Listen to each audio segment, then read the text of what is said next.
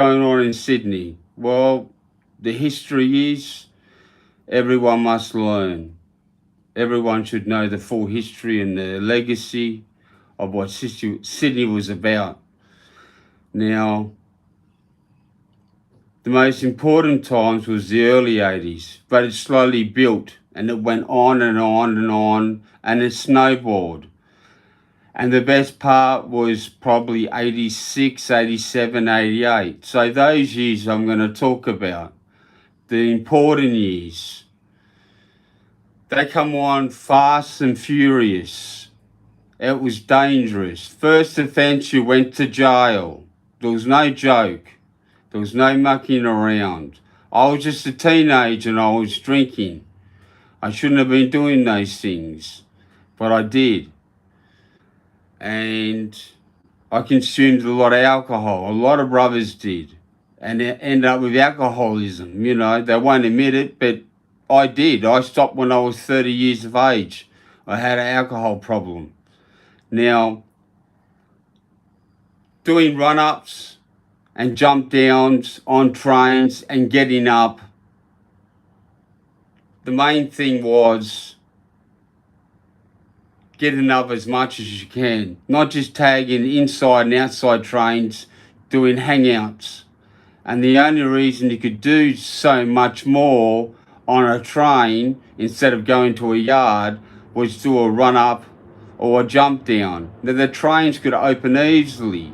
They were gas expressed.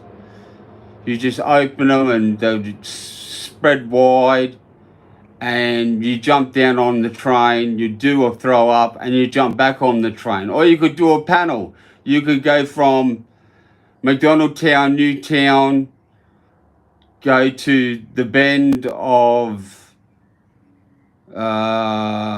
Stanmore where the guard couldn't see you.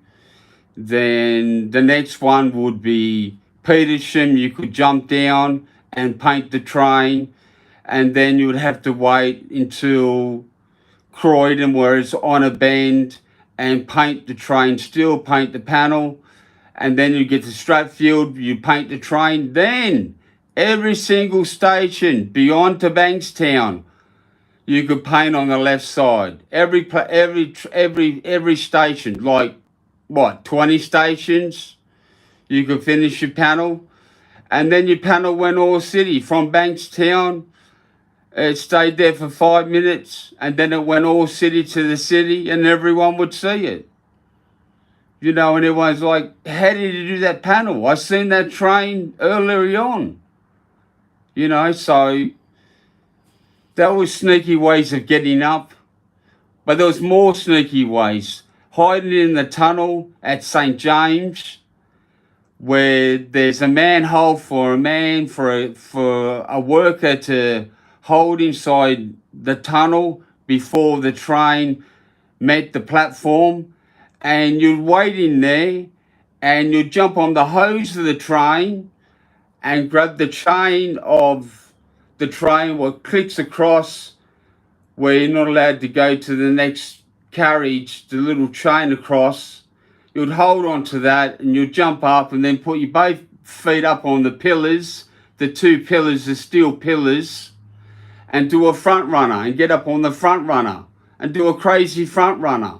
Now that was madness. I could stay in the tunnel through peak hour. No one would see me. I'd get a train every single 30 seconds and I'd get 100 trains. Do 100 front runners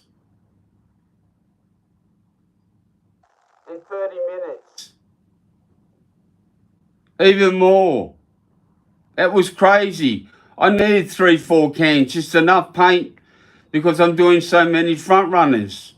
And then you bring a mate along and he would do the side of the train and do a throw up. Now that was a sneaky place. Peak hour, no transits around, no one's around, no one can see you. And you get up seriously get up hard. If you've done that for a week, you're basically gone every single front runner back in front of every single train in the Sydney system. from St. James, the secret spot.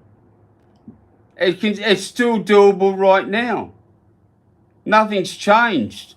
Any station, as long as it's dark and they can't see you. There's many places to do run-ups. Probably the two famous was St. Peter's, because it had a dead platform and you could do throw-ups in between the windows of a train.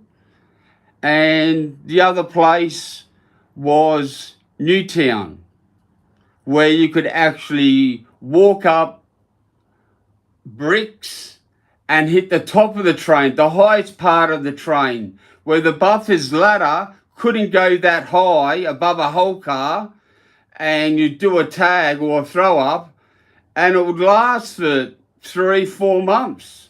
You know, you stay there all night and you get every single train, and you do it for a few days and you're up forever. Everyone sees it. It doesn't get buffed. It goes to the yard. The buffer can't clean it. So we got around places. We got around other places and done other things.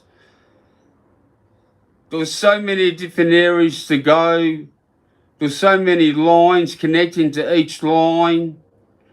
You know, it was just a phenomenal effort by everyone that was getting up and tagging and getting serious. Like, I can't count the years at how many years I tagged trains. Honestly, I started in 84 and all I done was bombing. All I done was tags and throw-ups. That's what I was known for. You know, my first piece, all right, I done in 1984, RDF, Rock the Future. Okay, cool. That was my first piece. But from that, I wrote FC Future Crime, and we only done throw-ups and tags on trains. We didn't do any burners. We didn't worry about that. We were after damage, getting up. The first form of graffiti.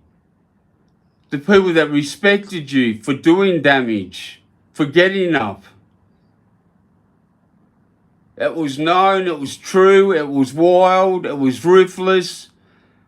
And it was some of the best parts of Sydney graffiti was getting up and doing trains. All right, sadly, a lot of graffiti writers lost their lives. Train surfing, hanging out, getting hit by trains with headphones in, or getting caught out in a tunnel and a train's coming and they don't know which way to go. You know, it's sad, it's not cool, but at least at the end of the day, they paid their way. They deserve respect. And that's what I gave them. I done a video respecting the dead and put up all the writers' names, all the writers that I know of.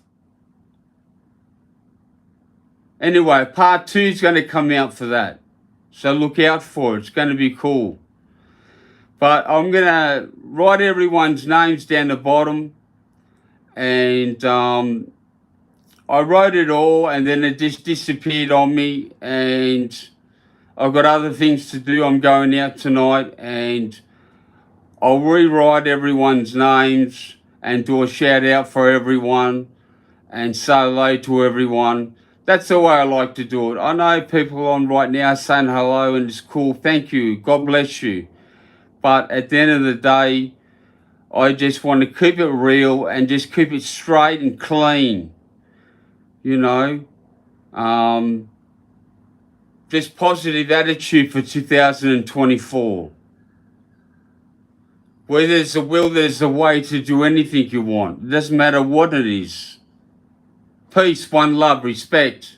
Sydney forever.